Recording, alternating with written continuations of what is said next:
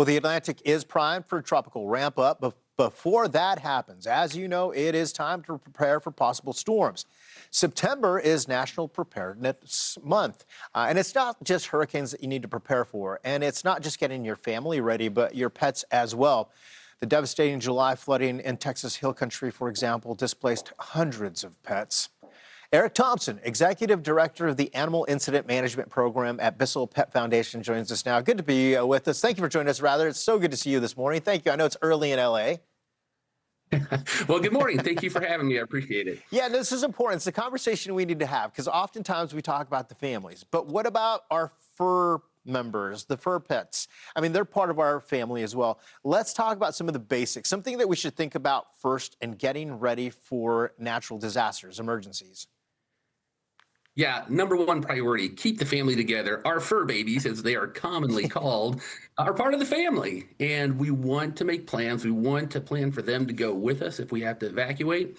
And if we can't evacuate with them, we want to have plans for neighbors to come help evacuate or let first responders know and animal services know that if they were left behind, hey, my pet is here. So making plans to keep the family together, four-legged or two-legged, we want it to happen. Yeah, for sure. And when you think about that, you also think about, are they microchipped? Have you updated your information, right? Also, what else should we do? We have our emergency kits sometimes. Should we put things in there for the pets as well?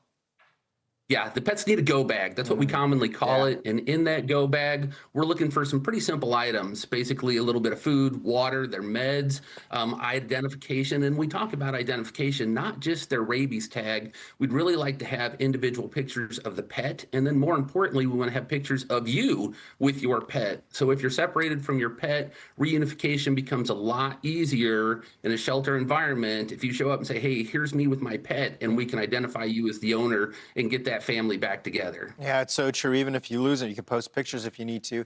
Hey, let's talk about how BISSELL Pet Foundation will respond to some of the disasters. Yeah, BISSELL Pet Foundation has many amazing programs. One of them that we spun up about 2 years ago was Animal Incident Management. And if you're part of emergency management period, welcome to acronym land. So Animal Incident Management is AIM.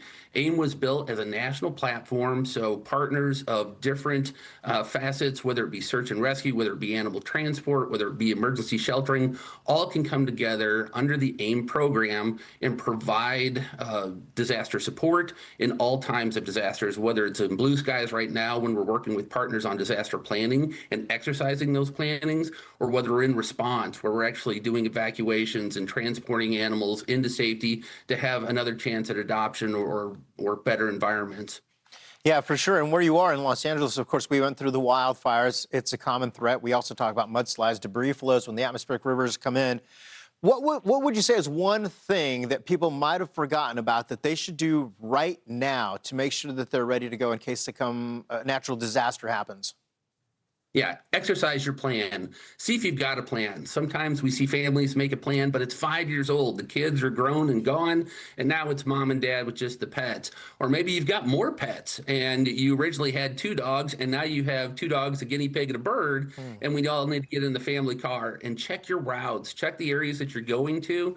Is it a pet-friendly area that you're going to? Do you have those hotels, or do you have that family member or that friend outside of a potential impact zone that you can go to? So even though you've made a plan at some point in time, let's exercise it and make sure it's good to go. Man, it is great to talk with you because we care about our pets so much. Eric Thompson, Executive Director of the Animal Incident Management Program at the BISSELL Pet Foundation.